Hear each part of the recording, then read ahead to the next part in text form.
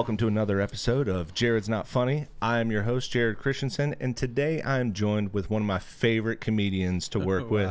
His name is Toron Rodgers. Toron, thank you so much for being here today. Yo, it's my honor, bro. Heck yeah, I appreciate you for having me. Yeah. Real talk. Yeah, I'm so super stoked. When you walked in, you seemed pretty excited. Yo, the facility that we're in right now, yo, is just dope. And anybody that knows me know, like, I'm a kid when it comes to like production type stuff. Sure. And just to come into your spot, man, and see what you got here, yo, this is dope. I really appreciate it. Real talk, this is dope. I really appreciate it. Yeah. So what do you got going on right now as far as upcoming shows?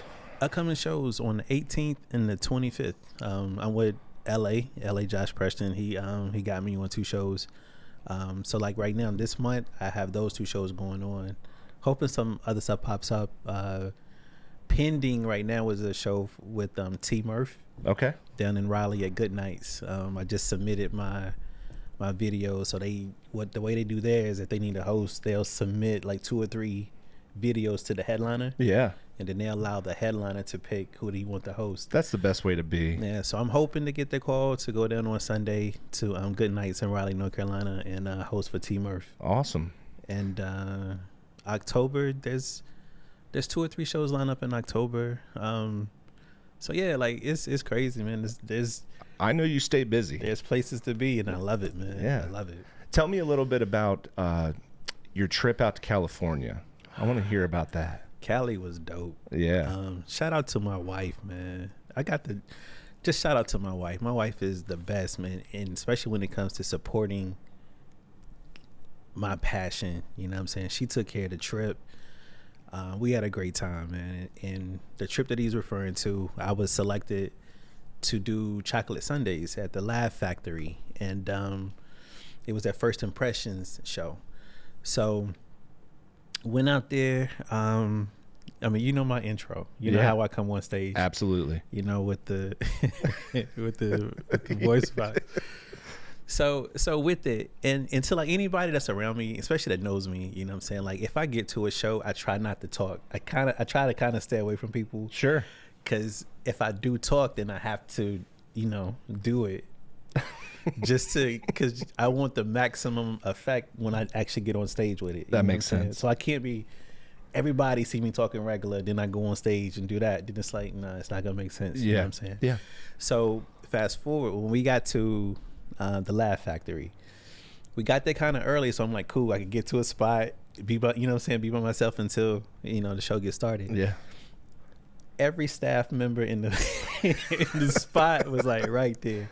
And they would, do you need anything? And I'm like, no, I'm good. I don't need anything, Let's go. And it's crazy because you see that facial expression change, like for almost like concern. Yeah. And like, oh, you know what I mean? So it was like that. And that's commitment to your craft. And that's what it got, you know what I'm saying? To Hear More was the host that night. So, of course, like the comedians had to go upstairs and kind of wait for the show to start. So Tahir came up and, just getting our information on how we want to be brought out and everything. So I'm like, yo, just bring me out.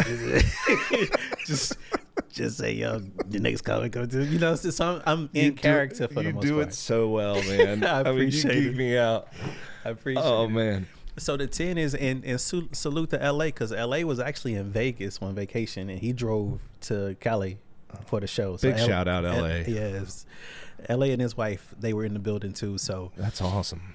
So when I came out on stage, doing the voice, I see people's faces and stuff, you know what I'm saying? So they, looking concerned. And when I was like, I'm just messing with y'all.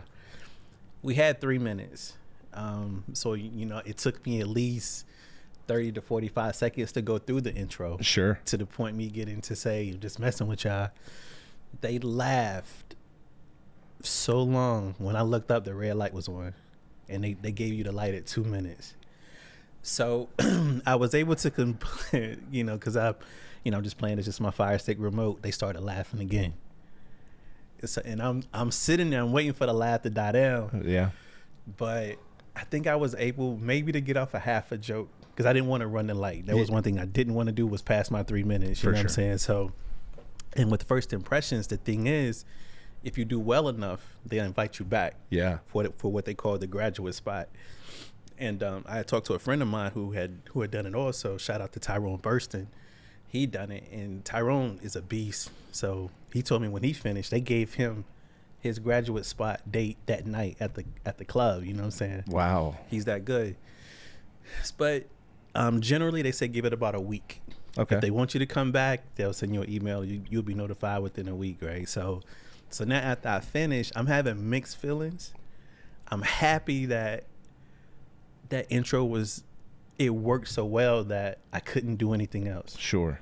But then at the same time, I didn't do anything else. So I'm like, was that enough, for them to want to bring me back? Sure. So a week went by, I hadn't heard anything. So I'm not saying anything to anybody about it, but it was killing me on the inside. I was like, dang, man, I wish I could have done more, but lo and behold, I got the email. You know what I'm saying? Congratulations, you know what I'm saying? You're coming back. And the thing is with Chocolate Sundays, it's once a month. It's every one Sunday. So you got 52 shows basically. Yeah. So the wait list now for anybody to get a first impression spot is out 7 years. So if somebody submitted a video today and they was like, we want you, we'll see you in 32? We'll see you in 2032. Holy shit. So my graduate spot is out 4 years. 2029 is when I go back out there. So, but it's understandable because it's just one night. You know what I'm saying? It's that Sunday. It's only on Sundays. Yeah. And it's so popular that everybody's trying to get on it. Yeah. So they're booked out 7 years for the first impression show.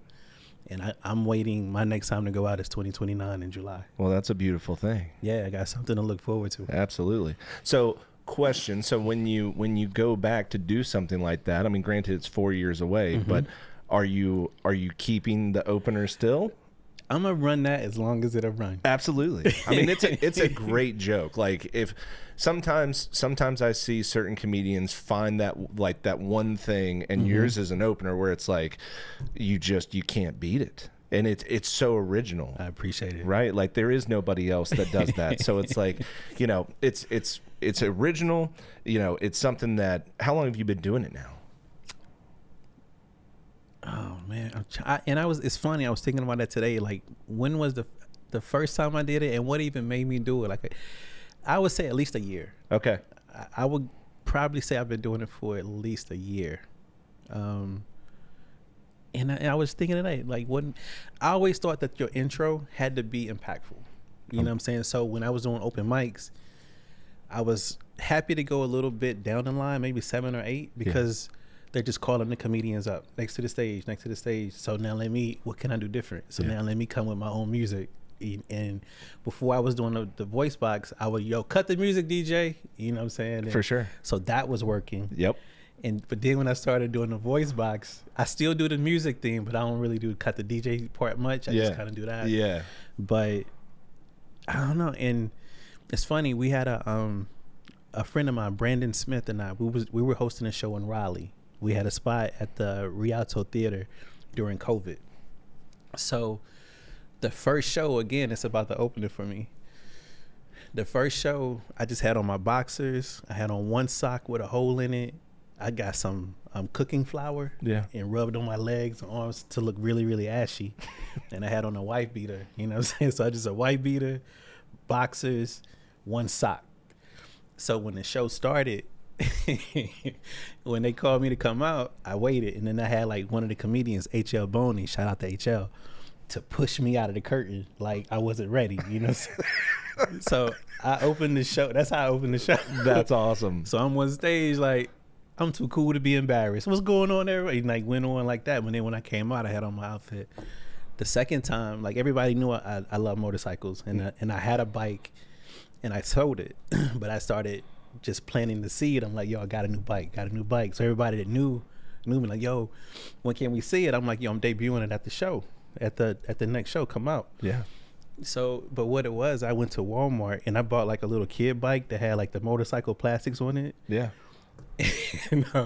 So when the show started, I had them playing the Rough Riders anthem with a motorcycle sound effect playing over that.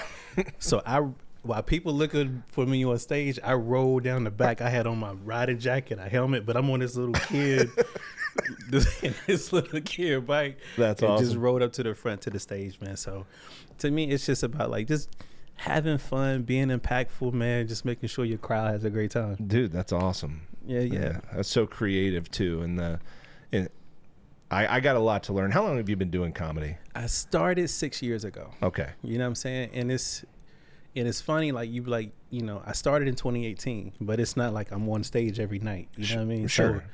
So all in all, if you put my shows together, I've probably, could I say I've done, I don't even know if I've, in the 6 years, if I've done a year's worth of shows yet. You're saying like 365 shows? Is that what you're saying? I don't think I've done that many. Including open mics? Including open mics. I don't know if I can't say that I've done 365 shows. I've done a lot. Yeah. But 365 is a lot of shows. It is if you really think about it. No, it really is. So I would say I probably have a year's worth of experience on stage. Okay. You know what I'm saying? Just not that I started in 2018, but yeah. But that's when I started, November 18th, 2018 at Good Nights Comedy Club in Raleigh. 3 minutes. They had the open mics, 3 minutes. I think I did maybe 2.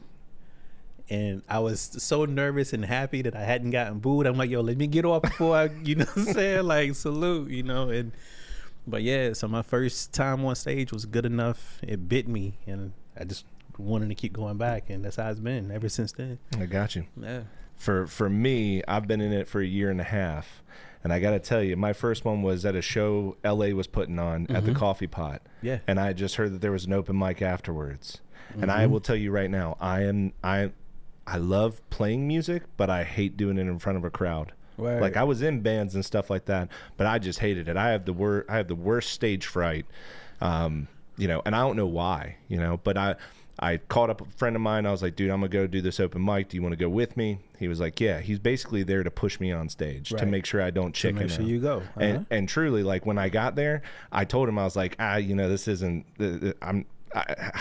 I'm not a comedian. Like I shouldn't get up there. And he was like, no. Like you're getting up there. And he was giving us like 5 to 7 or something like that. And I got, every bit of like 6 minutes in with not a laugh, nothing. Dude, I just such a like long jokes that have so much fat on them that it's just, my God. That punch did. Yeah, we made it through your entire joke, but the punch just didn't give us the payoff. Right. And then I had this super short one I had wrote that day. Like I just said, I'm going to end with this because it's like 30 seconds. And I told it and the entire room laughed. And afterwards, like as I'm walking off, LA gave me a high five and said, keep that one. And that's what bit me. Right then and there, I was hooked, Yeah. And it was, I don't know, I guess getting the reaction of no laughs and being up there for 6 minutes. 6 minutes is a long time with no laughs. Yo, 30 seconds. 30 seconds is a long time. Yeah. When you thought that joke was gonna hit and it didn't. Yeah. When you're the only one kind of giggling at your own shit, that's not a good feeling. And I just remember coming off the stage and just like you say, right, being bit by just being like, okay, so I need more of that 30 seconds. Right. And it was so to the point. And so that's, through the process in the last year and a half, man, you learn so much by being around people like you, because I appreciate like watching you go up and do that for the first time, I'll never forget it because I laughed my ass off. I thought it was like, I was like, okay, this guy's like a professional, and then you tell the joke about your wife, where like you stepped out to get groceries, but you live in North Carolina, that kind of shit. Just like you just have so many one-liners in a row in the beginning to just grab people. And then you got no choice but to just be like, yeah, I'm in. I want to listen to what you got going on. I appreciate that. Yeah, I appreciate that, bro. So, but yeah, congratulations on the California thing. Thank you. In 4 years, we're going to be doing another podcast talking about how, you're a graduate and everything, Yeah, and it was fun. Like I wanted to set up a joke, like even the first time I was out there, trying to figure out, because it's wild when they're like, you got 3 minutes. So then you trying to think of what is my best, what is my best stuff,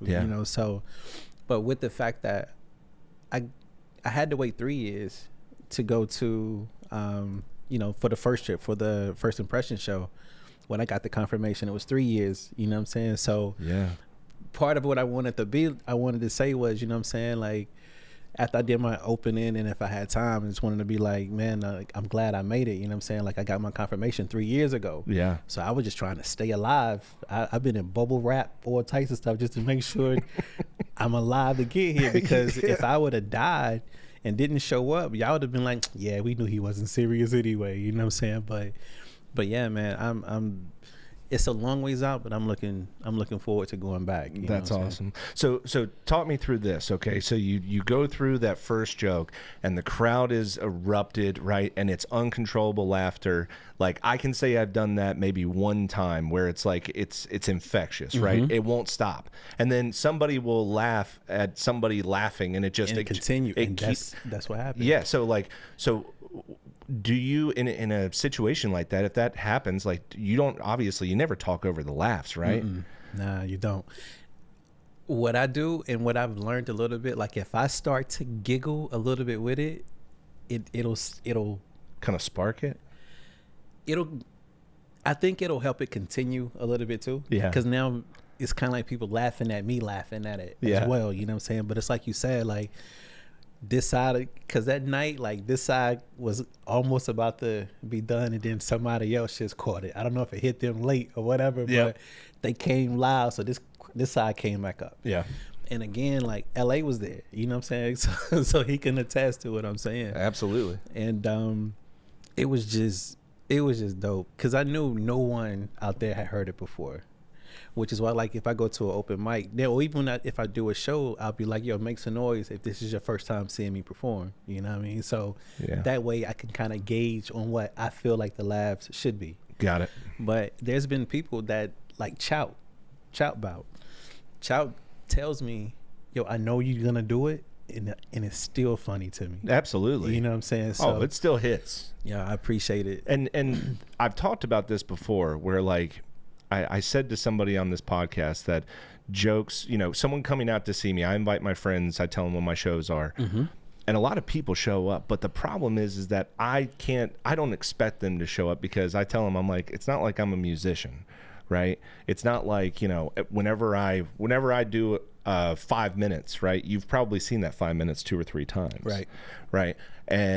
But recently, right, I told a buddy of mine about an upcoming show that I have, and I told him, I said, don't feel any pressure, you know, I'm not like a musician. And he said something to me that changed my entire mentality of it. He said, man, sometimes it's nice to show up and already know what you're going to say, but see how other people react to it. It's like you get a little bit of joy out of that. And I think that's kind of what I experience too, whenever I get to watch someone like you, where I know you act pretty well, you know, and I also know when it's fun, because, you know, I mean, in the 6 years, right, you've obviously figured out how to not only have the written stuff, but there's a lot of shit that you do off the top of your head to, like, kind of intertwine, right? And so that's the kind of stuff that I've never heard, and when you hit those, it's like, that makes me absolutely geek my shit. Like, and with that, like, what I'm trying to do now, especially when I go to open mics, I'm trying majority new stuff, because I gotta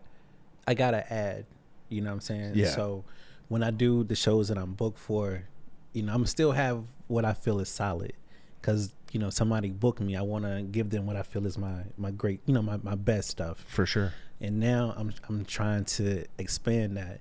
And on the way here today, just thinking about it, man, like, I really haven't tapped into, like, my personal self, because it's a lot in that too. Like, to really start to really mold it, and not just doing comedy, but to really get into it. You know what I'm saying? To start, because I got stories, but I haven't felt like I've had enough time to really get into storytelling. Okay. Because I have some stuff that I definitely want to start working out when it comes to telling a story. But being in an open mic, I don't want to waste, like, my 5 minutes on telling this one story. You know what I'm saying? For sure. Because you still want to be up there and have fun and entertain your crowd.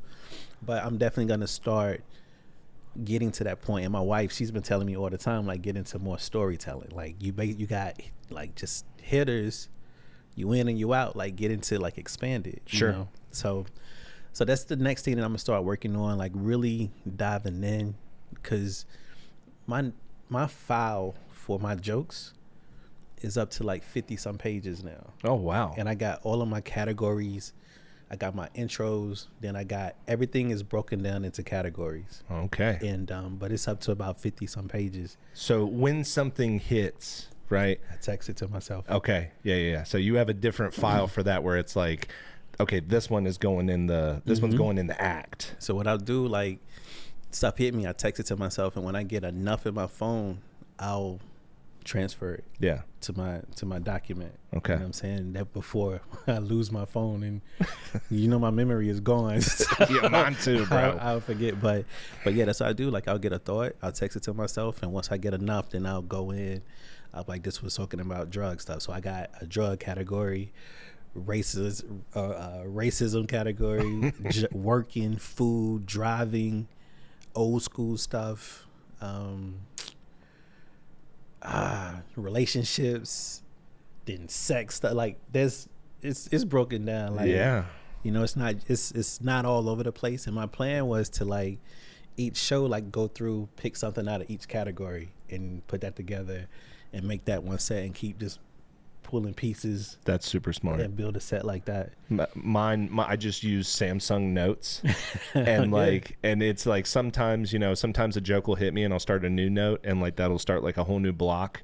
But it's almost like every month I start a new block, and I go back and I look through them.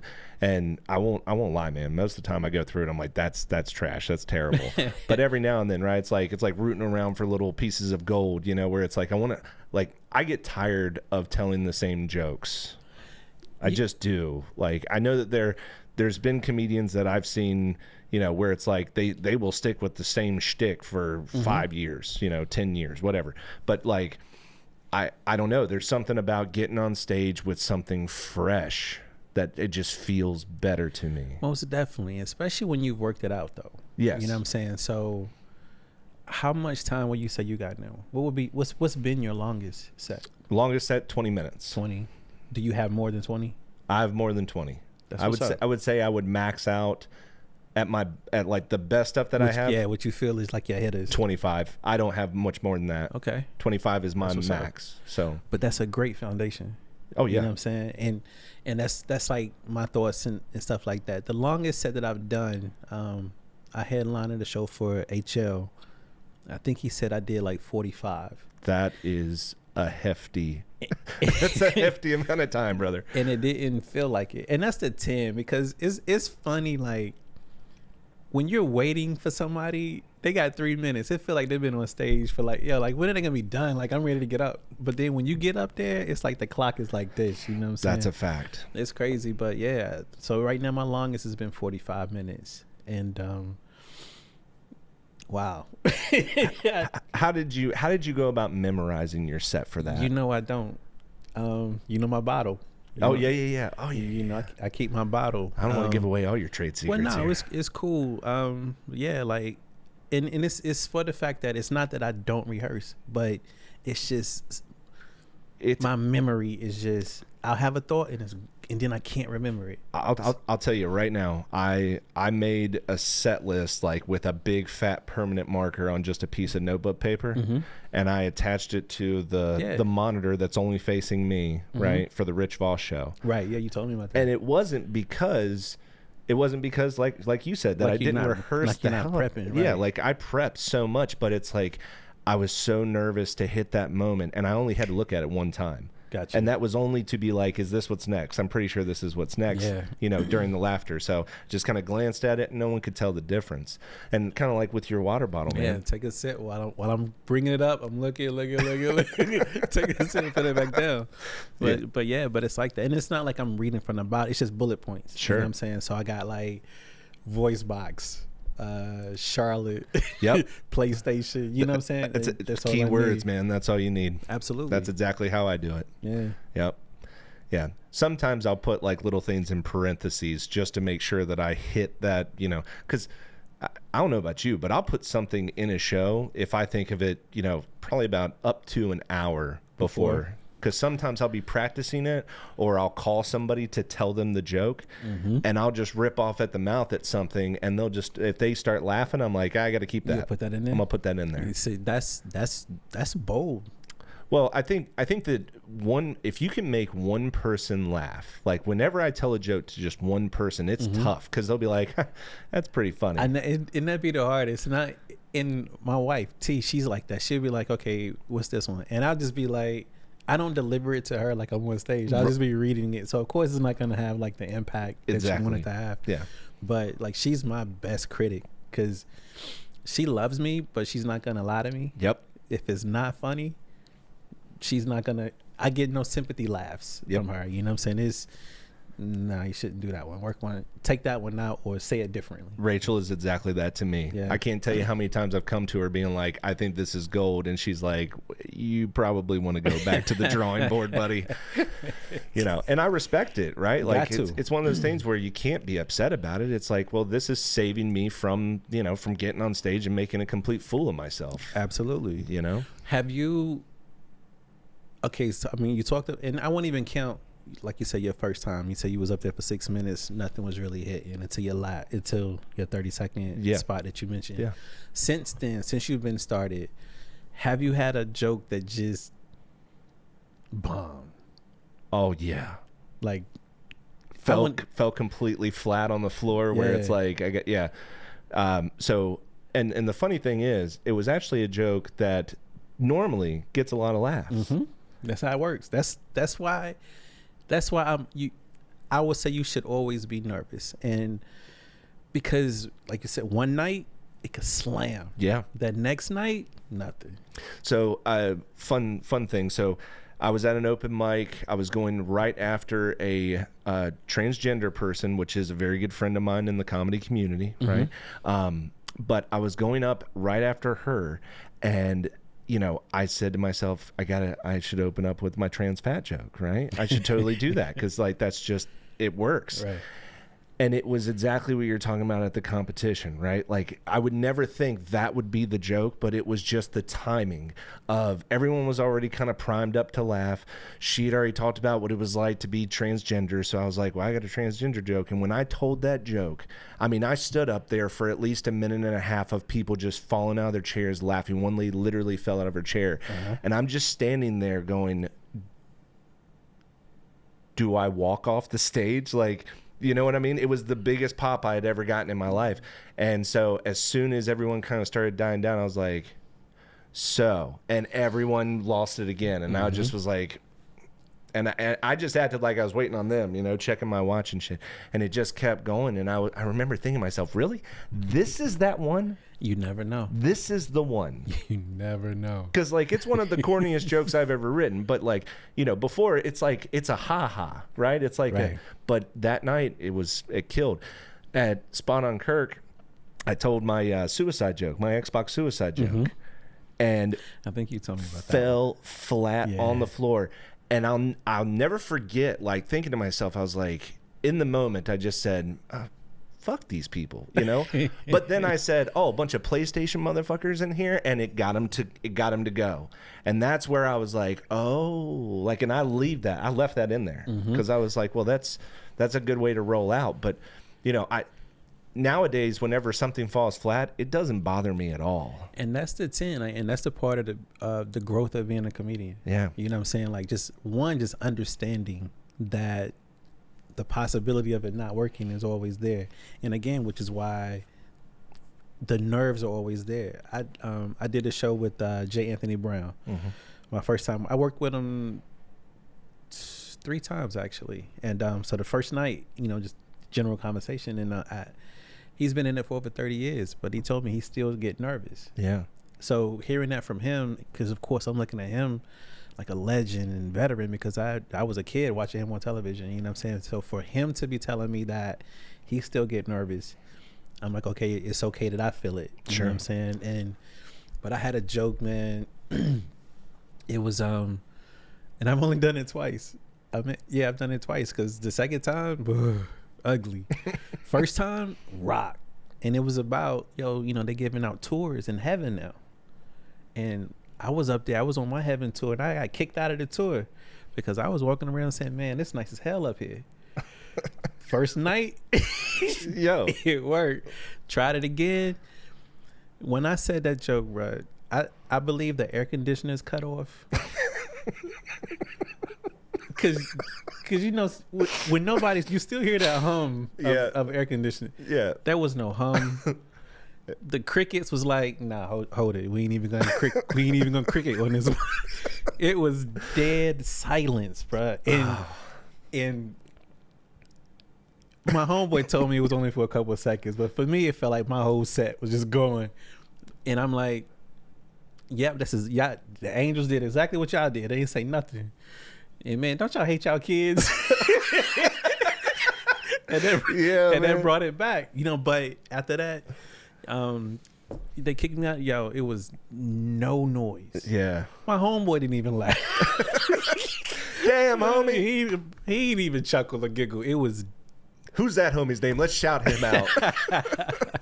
But again, like understanding and still staying with it is big. And like, and with that, LA and we had a show in Lynchburg on Friday. Yeah. It was just crazy. Like I had my materials kind of geared for an older type of crowd. It was like 21-year-olds in there. Okay. And they were rowdy. But we end up having the dopest show. Like the guys that you saw in the picture. Yeah, yeah. I want to say it's the one to the left of me. Yeah, I think Dylan. He was the one to the left of me. And he was like the ringleader. Like he had them all set. Like they were just talking. But so I'm like, they're not going to get this material. Yeah. So they helped me because when they did the voice, they just started yelling out even before I could finish. You cigarettes, backwoods, weed. I'm like, what? So excuse me.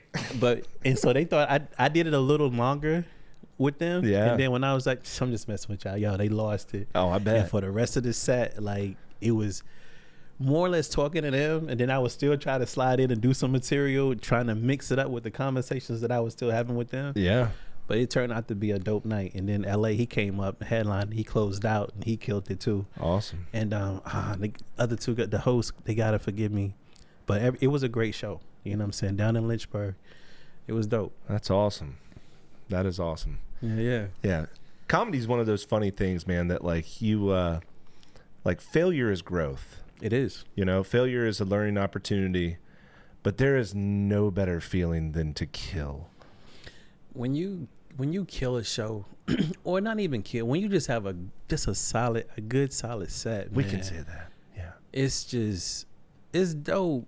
And to me, comedy is one of those things, like it's gonna let you know in live time how you're doing. That's a fact. So comedians, anybody doing comedy, you do not have to come off stage and ask anybody, how did I do? You know what I'm saying? Because you heard your audience. Yep.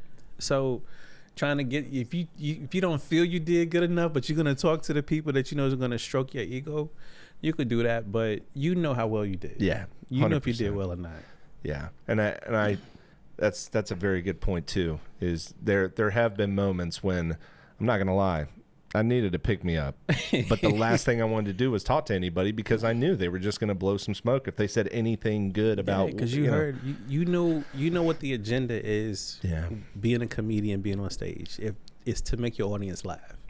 If they're not laughing, or you get like one or two, I mean, just it's something internal for yourself to accept and be like, okay, boom, I know I could tweak this. You don't have to change up your entire set because, again, like it didn't hit that night, but then you go to the next night and it kills. Yeah. You know what I'm saying? So it's just more or less just being honest with yourself about your performance, your material. Now, if you're doing a show every time using the same material, you're getting the same results. Yeah. Man, might need to switch it up a little bit. Agreed. But outside of that, man, like it's still kind of unbelievable for me, and especially people that grew up with me, to know that I'm doing comedy. Yeah. Because I was not that guy. You know what I'm saying? As far as like, we glad Toron is around because he's going to have everybody laughing. When Toron is around, y'all won't even know he's there because I'm quiet. Like I don't even, just in a regular setting. Okay. I'm just quiet listening to everybody else. You're a watcher. Yeah. Yeah, a watcher and listener. And then I'm not going to be there long. As most people in the comedy industry know, like I'm an introvert. I'm a true introvert too, but I love the art and I love hearing people laugh so much. it's like I got to give myself a pep talk. Really, when I get on stage and I find out how much time I got, and I'm mentally gearing myself. I'm putting 20 minutes charge inside of myself. Let me get on stage, do this. But once I'm done, unless I'm hosting and have to close the show out, and it's no disrespect. It's not that I don't want to see anybody, but it's just, man, like it takes a lot. Yeah. It takes a lot out of me. Yeah. But I'm gonna get better with that and start standing around a little more, start networking a little more and stuff like that too. But and it's crazy. I gotta say this, and it ain't even controversial. It's just a fact that the show that we did at the Big Lick Brewery for the comedy festival. Yeah. I was going through the page and I was looking at the pictures and stuff. I'm not in the picture. Oh, that was at the end. They took that picture at the end. The group? Yes. But there's a bunch of individuals with people's performance. Oh. Yeah. I think it was because his wife was late. Ah. Yeah, his wife was late walking in. Got you. Okay. Yeah, she was. She was late getting there. Because they were doing a lot. Like, I think his wife was helping. But yeah, I don't even think they were there for the second person either. I think she got there in the middle of the third person and like immediately pulled out her camera and started taking pictures. Gotcha. Okay. Yeah. All right. Well, I feel a little better. Yeah. I don't think it was anything towards you at all. I feel a little better. Yeah. But that's the thing with me. Like there's a lot of shows where they took the group picture at the end. Yeah. And that was sometimes I had to work, so I would come in, do my set, and then have to jet to get back to work. For sure. But yeah, man, I love this comedy thing, man. Coming to Roanoke and. Like I said, I think my spot on Kirk is where I met all of you guys. Yeah. You know what I'm saying? So yeah, there at Ursula's Cafe, stuff there, of course, the Coffee Pot. Those are popping shows, man. Like for sure. Really good. They're great opportunities. Yes. I think I think spot on Kirk, it makes you feel like a rock star. It's a dope spot. I think that's a great open mic. Then I think that Coffee Pot is just one step down from that, not too far away. I mean, if it's a big crowd, that's a big crowd, Yeah. Ursula's will test you big time. It will, because like you might have 6 to 10 people, and 4 of those people might be comedians. Mm-hmm. But you know what? That's like trial by fire. It is. If you can, that's one thing that I do pay attention to is if I can make my fellow comedians laugh. Yes. Yeah. That's a big deal to me. I'm with that. Or for someone to go out of their way, to come up to me and be like that was dope, but it has like the peers thing. It's cool to have anybody come up and say that, but it goes a little bit deeper with me, especially whenever it's somebody that you respect that's doing the same thing. Absolutely. And like you said, somebody that you respect. Rest in peace to Tyler Craig. Dope comedian. If you know comedy, you know him. You know what I'm saying? But of course, most people aren't as familiar with his name if you say like Eddie Murphy, of course, you know what I'm saying? But Tyler Craig was somebody that I watched Comic View, and just whenever I could see him, like whatever, like I would try to check on. Yeah. And I had the honor to open for him before he passed away. And I was just stoked to be on that show, you know what I'm saying? So after I finished, came off stage, and then of course he headlined. And when we were introduced to each other, it was just, yo, man, I've been a fan of yours for a long time. I love your work. Yeah. Yo, he said, yo, well, tonight I became a fan of yours. And bruh, what else can you ask for? You know what I'm saying? Like it was the best, like you said, just coming from somebody that's doing it that you respect, to get that type of compliment was definitely humbling, you know what I'm saying? So rest in peace to Tyler Craig. Yeah. I went to open mic with I don't know if you were there. It was spot on Kirk, but Jordan B. Mm-hmm. He got up there and did I think like 20 minutes, and he killed the entire time, like the entire time. Yeah. And anyways, I forgot about it because I like to drink a little bit prior to going on stage. It helps me with my nerves, and I didn't remember this, but he said that I walked up to him and I said before I liked you, right, but tonight I became a fan. Yeah.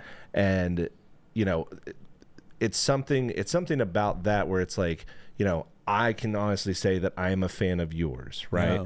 Like, I can say that. I can say that I've seen you enough, and every time, whenever you show up, you're bringing the pain, you know? And by that, I mean painful laughing and comedy. But I can honestly say that. And, you know, nothing against anyone else in the, you know, the local comedy community, because we're all a bunch of loving people. We love each other, right? It's all support and love. But there is a difference between, you know, liking someone's craft so much that you actually become a fan of theirs. Yeah, and it's a different thing. And that goes, bruh, the same for you. You know what I'm saying? And I think when I reached out to you, because you told me, you said the last time we was at Spot. Yeah. You said something to me. I can't remember what it is now. Again, I didn't write it down. It's not on my bottle. But you said something to me that night, and I wanted to thank you for it. I don't remember what it was, but nonetheless, you gave me a compliment that I was just like, wow. And I can't remember what it was. But again, it just reciprocates itself. You know what I'm saying? Like, I feel the same way about you, which is like, and it's me not trying to think I'm a Don, but like your material, that was the joke that you had. I'm like, yo, it's dope. You know what I'm saying? Yeah. So I love anybody that's working within something that I feel that they're passionate about. I'm automatically kind of drawn to them, especially when they being real with it. Sure. And you're definitely, you know what I'm saying, you're not faking it when you out there. I know you really out there on stage, and I think I'm just really hearing now that you only started like a little over a year ago. Oh, yeah, a year and a half. Yeah. So it's February of last year. So you were ahead of the game. Yeah. It feels good until you show up to a place where it's all killers, which that has happened to me. You know, like I can get some good laughs and stuff, but man, I've shown up to some shows where it's just a bunch of Torons, and I'm just like, shit, you know, like the first two guys go up and but it's good though, right? Like I think it's more fun to be a part of those shows, because damn, man, like sometimes you come up and I mean, it's a dead room. No one is expecting you to do shit. Mm-hmm. And, you know, because, you know, maybe there's a couple first timers there or something like that, or somebody just like us, right? Their material just doesn't hit for that crowd. Yeah. And, you know, you go up and you feel confident in these jokes. But man, when two or three people go up and kill before you, and you know you got guys right behind you that you're looking at them and you're like, oh, I'm going in this spot in the order? Like, this is...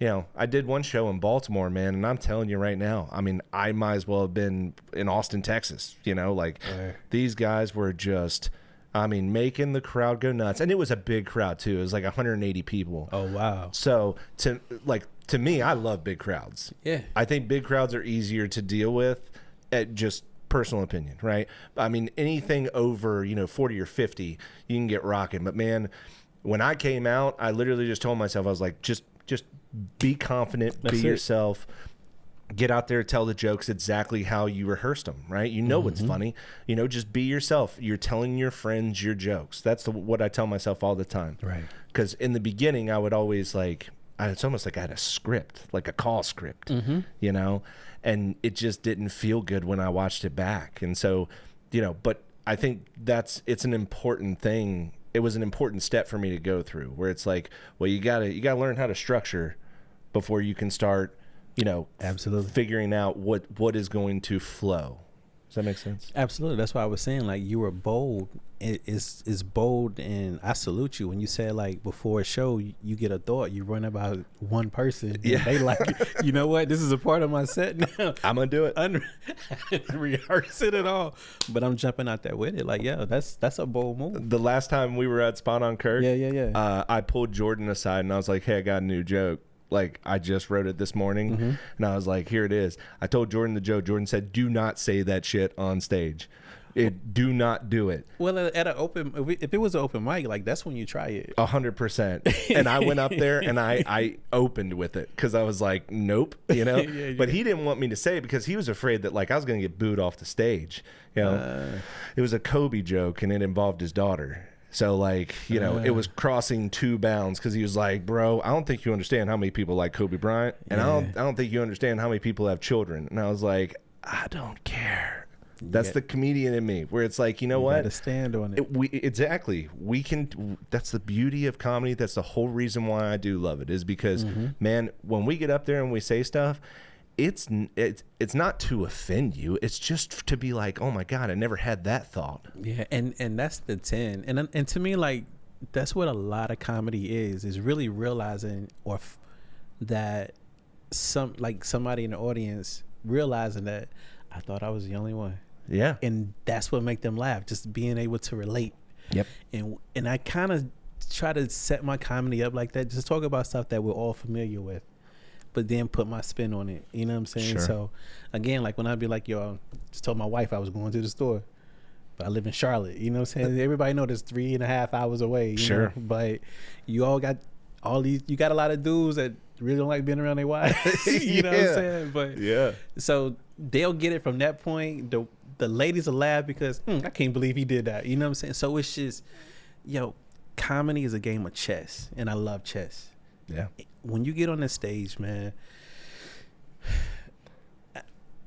for me, I'm gonna listen. If I'm not the host, I'm gonna listen to the host and see what the audience is responding to. I like that. Now, granted, my set is already put together because on my bottle, Sure. It's already set.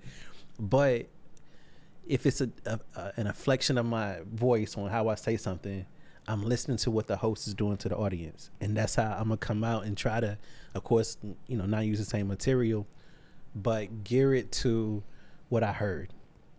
That's putting that pawn in place and sliding that bishop over here and getting my rook right here. Yeah. Sliding my queen over here. You know what I'm saying? And when the crowd laugh, checkmate. Yeah. You know what I'm saying? So I love it, man. It's so many pieces that I love about it, man. And hearing people laugh, and because I do clean comedy too. Yeah. So I was doing a show for a church, and I think it may have been my Stevie Wonder joke. And this lady to the right of me, I didn't know she was about to have an asthma attack or what, but she just could not stop laughing. Tickled her. Yeah, so, and that's another, when you get somebody to do that, or somebody to laugh so hard that they snort, or it's just, you know what I'm saying? Like that little high five that you give yourself, you know what I'm saying? Or that pat on the back that you give yourself, man. And it's just the dopest feeling. And again, never thought that I would be able to stand in front of people publicly and talk. Yeah.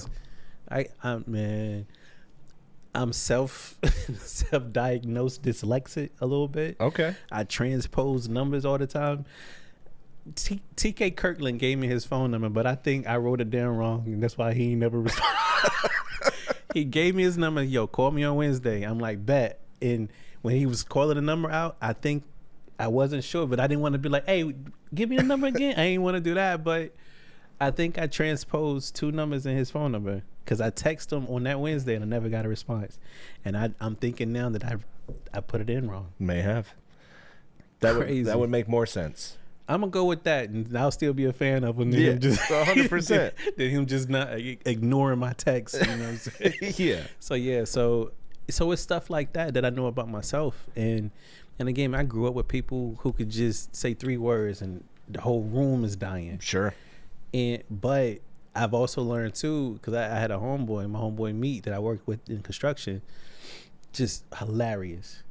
He's in my movie. We shot a movie called Hard Times in 2020, right when COVID was hitting. He's in my movie, and he did better in that. But then I shot this other project called Hood Hits, okay. And what I did, I flipped it from Alfred Hitchcock. So it's set up like Alfred Hitchcock is in black and white. I got Meat playing the Alfred Hitchcock character. We call him 300 though. His name is 300. So if you remember Alfred Hitchcock, he kind of like walks into that little drawing. Yeah. He kind of walks into it. So in our intro, the drawing is there that Meat is supposed to walk into, but he comes in from the opposite way. So now it's like, no, turn around. So now you got to turn around and do it, because it's a dark comedy. Yeah. It's extremely dark, but I mean dark. Yeah. But it's a comedy set off of kind of like how Alfred Hitchcock was. Yeah. So it's a series of shorts. The longest one may be a minute and 45 seconds. Everybody dies. Everybody get killed in it. I love that. But it's funny. Yeah. You know what I'm saying? And absolutely. And that's how we did it. But like with me, when that was the first project, so I'm like, all right, B, let's go. Like, just be, what you want me to say? I'm like, be you. So now me is, like I said, we called her 300 because he was almost 300 pounds. Yeah. But I'm like, yo, I'm really upset right now. Like, like, do what you're supposed to do. You know what I'm saying? Be you. But he was like, I don't know what to say. Yeah, man. I'm like, yo, come on, man. Turning it on ain't that easy. Yeah. So we just learning now and being on stage, and people be like, I hear them telling family members, yo, you should get on stage, because they sat around the table and had a funny conversation. Mm-hmm. And so they telling, kind of like the main person is leading the conversation. Yeah. Yo, you should be a comedian. And I'm here to tell everybody it's not the same. No. Because you're not having a conversation. Can you talk to people that you don't know for more than 15 minutes? Yeah. Keep their attention on top of making them laugh, because that's the whole thing. Yeah. And it's not easy. It is not. And it's so weird because there's so many different versions of comedy, right? There's so many different types. It's like music, right? Mm-hmm. Like there's all these different types, and it's like, man, whatever it is you choose, right? Like I like dark comedy, you know me. Like sometimes oh shit is as good as a laugh to me. But you know, like, ooh. But you have to own it, you know, whatever it is that you choose. You know, you don't necessarily like, a lot of my sets are structured where it's like, I'm going to go dark, then I'm going to ease up a little bit, then I'm going to go right back to dark. Mm-hmm. Right. Up and down with them. Yeah. And I think sometimes whenever I see, especially people starting out, they don't understand just how nerve-wracking it's going to be until you got that mic right in front of your face. That's it. And you're looking out at eyeballs, and now it's like, oh shit, what have I gotten myself into? Mm-hmm. And I've gotten to the place now. I don't have it all figured out, but I don't ask for advice anymore. Yeah. You know what I'm saying? And I think it's just a thing to where you understand what it is that you're trying to do. Sure. So, and really the only advice is the same thing that Tyler Craig told me. If anybody be like, what can you tell me? Nothing about the overall, but what Tyler Craig told me, he said, when you get on stage, you're out there now. Be confident, and deliver and have fun. He said, if you're not confident, your audience is going to sense that. They're not going to connect with you. Yep. So when you on stage, own it. He said, you out here now, what you going to do? And I took that, you know what I'm saying? I'm still nervous and butterflies, but I try to suppress that as much as possible. Yep. And my homeboy HL Boney, he was like, yo, you got to project. So I'm always trying to make sure that I'm talking clear, louder, and not mixing my words up. and yeah, man, it's so if people be like, you know, what advice can you give me? I'm like, really, that's the only thing I can really tell you. Just be confident, and when you get out there, just understand you out there now. What you gonna do? Yeah, you gonna just walk off stage, or you gonna perform? If you're gonna perform, do it with confidence. And again, that's what Tyler told me. But to have all of this, well, you know, you gotta like I don't even try to seem like I'm a comic philosopher to try to give somebody that type of advice anymore. Sure. You know what I'm saying? It's just be confident. You have experience, and you know it's one of those things where it's, you know, anyone that has experience I'll listen to. Right. Absolutely. I mean, I'll hear them out. Mm-hmm. Their advice may not be for me. Right. Because I have gotten advice on like, you should drop this joke or you should drop that joke. And I'm like, well, you're not getting what I'm doing. Yeah. And I would never tell anybody, don't do that joke anymore. Yeah. And I trust me, there have been, I call it killing kids, where like there's been jokes that I liked so much, but it wasn't connecting with the crowd. How many times did you try it though? Was it consistently? It was like 10 times in a row, like told it on stage to different crowds, and it was just falling flat on its face. And I was like, you know what? I just got to kill this kid, or I got to rework it. Right. You know, but it doesn't need to be in here because I've seen it fall flat on its face. Nobody's getting it. So somewhere there's a problem with me on this. but it wasn't, it was never that joke that anyone told me to drop. It was, people were telling me I've had 2 people tell me to drop one joke that gets my biggest laugh almost every single show. So you keep that. And I was like, yeah, they just told me it was so offensive. I was like, yeah, like it's comedy. It's mine. Right. Like that's the thing. And for me, right, the only advice I would give to somebody who is starting out, because I think that's about the only thing that I would be able to feel confident in, like, is when you're starting out, just write jokes that you find funny. Mm-hmm.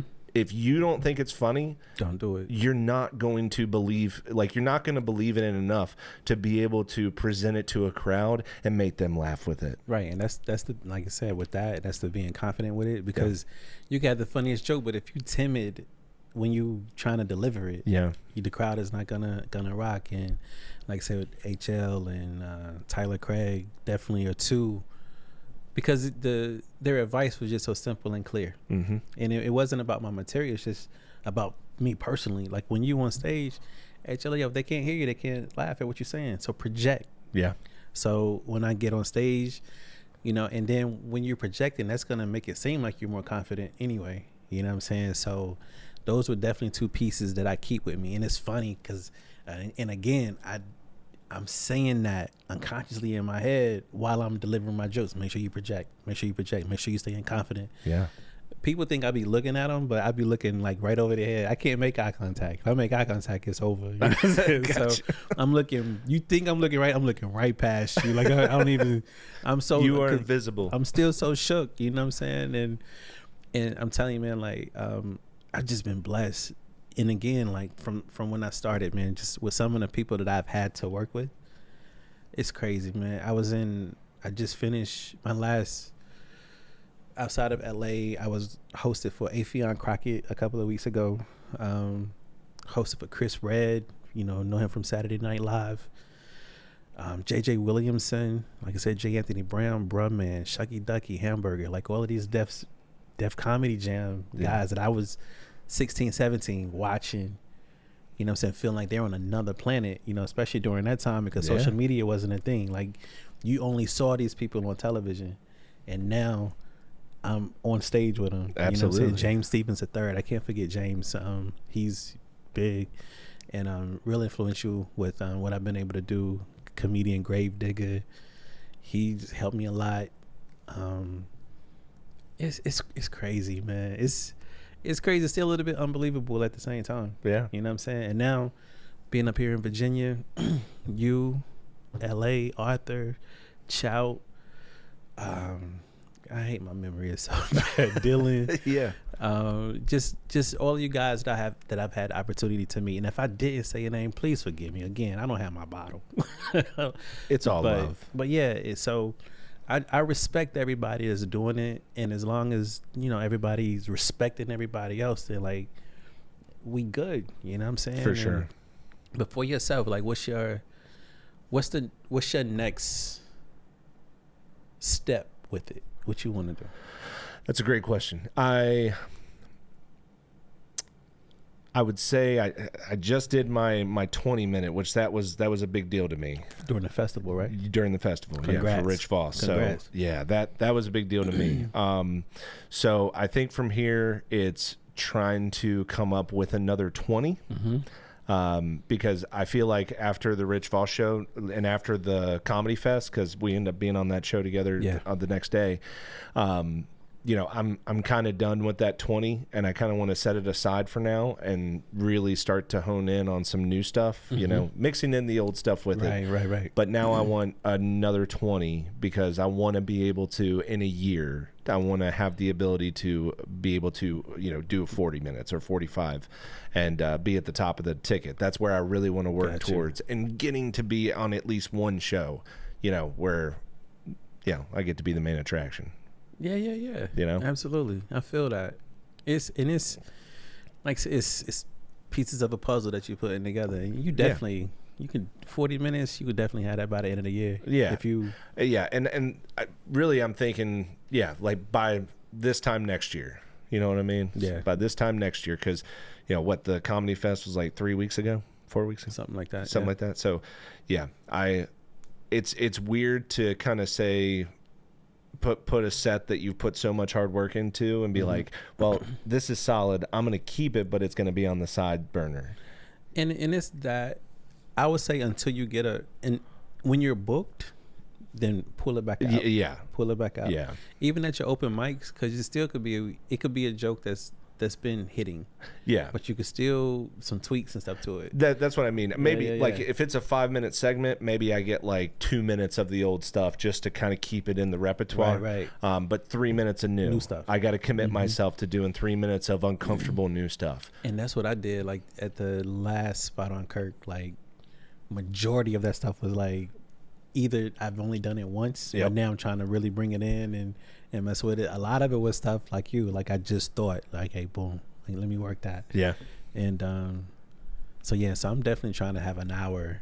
I have an hour written down, but I haven't worked the hour yet. But I definitely want to get into that. And again, with the storytelling, man, I got just some crazy stories. So that's what's next, an hour and work on storytelling. Get on some storytelling. What do you have right now? 45? Or you think you already have that hour? Like I feel like I got an hour now. Okay. Of course I would have to really work on it and tweak. For myself, like the way I feel like and how I want to elevate each year was if it was one more show that I did last year. Okay. This year is gonna be hard to compete with the California joint. You know what I'm saying? But next year, just as many shows as I did this year plus one. You know what I'm saying? And what is my goal each year is to do one more show than I did the previous year. You know what I'm saying? And that, if I keep that up, then I'm good. I'm happy. I love it. Yeah, man. Hell yeah. Well, the way I see it is I opened up for Nico White my first year, right? And then the next year got to do Rich Voss. So, hey, Dave Chappelle, where you at, bro? Next year, like that's not going to happen at all. But still, it's, that's the dream, right? And I see this as like it's a long road. It's a journey, and I guess if in the words of Nipsey, or just in the essence of Nipsey, it's a marathon. Yeah, you know what I'm saying? It's doorbell's ringing. It's a real marathon. Because I'm definitely in it. You know what I'm saying? Just with entertainment and production in general. Like I started in 2001. Yeah, writing scripts, and like that's where my passion. It still is, writing movies and scripts and stuff like that. I'm working on a TV series now. And my children's book, Motorcycles, is about to come out. Oh, okay. Actually, later on tonight when I get back home, I'm working on getting all of that stuff uploaded because I'm self-publishing. So getting all of that self-published to Amazon and Barnes & Noble. Okay. And so, of course, the first one, Daniel, is already out. But Motorcycles... I'm amped about motorcycles. You know what I'm saying? Let's go. I'm ecstatic about motorcycles. Yeah. So hopefully within the next, I'll say 3 weeks to give myself some grace. It should be available on Amazon and Barnes & Noble. Awesome. Yeah, when you get the link, let me know. I'll put it on the link right underneath the podcast. Yeah. And any of your stuff, man. The movie I had no idea about. Yeah, I'll send you the links. I need all the links. Yeah, we got Hard Times. Hard Times is a comedy, man, and I love everybody that's in Hard Times because when I approached them, it was a script that I wrote in 2005. And just back then I had it saved on like the 3/4 discs. Yeah. I lost all of that stuff when I moved. Oh, man. So I had the script. I just met all these comedians. So it was during COVID. So I'm like, yo, I got a movie. Would you be in it? They were like, where's the script? I said, I don't have the script. I don't want to rewrite it. But I could tell you what I need you to do in this scene. So we basically freestyled the whole movie. Wow. And with it also, like they were comedians. So I didn't want to stifle them. Or for me, I didn't want to tell them how to be funny. Like, so just bring yourself to it. So, and nobody knew who was in it. You know what I'm saying? So when I shot a scene, it was just me and that person. They didn't know who else was in it. And they only knew their scene. So they didn't see the movie come together until it was done. You know what I'm saying? So they only knew their part. That's really cool. And we shot it, man. I think it turned out great. everybody that was in it. We got Aisha, she's a comedian. H.L. Boney's in it. We got Callie, she's in it. Brandon, me, EJ, Trey, DJ Cutter. I'm gonna miss somebody. Aisha's daughter, Kayla. I know I'm gonna miss somebody. Yo, forgive. Yo, watch Hard Times. It's on YouTube. He's already said his brain is going. Yeah, Hard Times is and Times is spelled Tymes. You know what I'm saying? But Hard Times, under the 925 Productions YouTube page, and we had a ball shooting it. All original music in it. It was dope. We had a ball. That's awesome, man. Yeah, so I'll definitely send a link to that and send the link to Hood Hits. Yeah, that's the dark. You like dark comedy? I love dark comedy. Come on. I'm gonna love to get your thoughts on this one. Absolutely, I'll watch it. And then we got How We Rolled also. That's my motorcycle joint. And I went in. It's a 20-minute short, but I went in and rewrote it and turned it into 6 episodes. So that's another project that I want to eventually start looking at to try to get shopped on some type of streaming platform, you know what I'm saying, for that series. Heck yeah, man. That's awesome. Yeah, I appreciate it, yo. Last thing to plug, show me that shirt. Yo, we got the salutes. We got the salute shirt, you know what I'm saying? #salute. You know, that's the brand. We got this. We got the sweat towels. Granted, starting to get a little cool, but hey, you know what I'm saying? So we got the salute sweat towels, salute shirts. Working on some other merch and stuff like that too. Yeah. You know what I'm saying? But as of right now, the #salute, I've been saying it. And I know I didn't create it. Right. But me and my homeboy, rest in peace to Skip, back in 2007, we started our introductions and whenever we left each other, it was salute. Yeah. Salute. You know what I'm saying? So I've been saying like salute in my greetings and salutations since like 2007.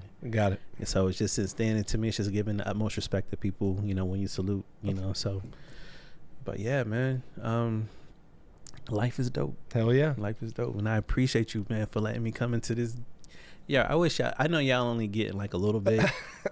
But yeah, his spot is dope, man. It's dope. I really appreciate it. Yeah. And thank you so much for being a part of this. Yeah, because I'm definitely gonna have you on more, man. Yo, I love anytime. talking to you. Anytime. Now, just so that y'all know, right? So we have episode 2 of Aftermath coming up next, between me and Toron. So I gave him the option as far as what game he would like to play me in, and he chose NBA Jam, the arcade version. So we're about to get it on.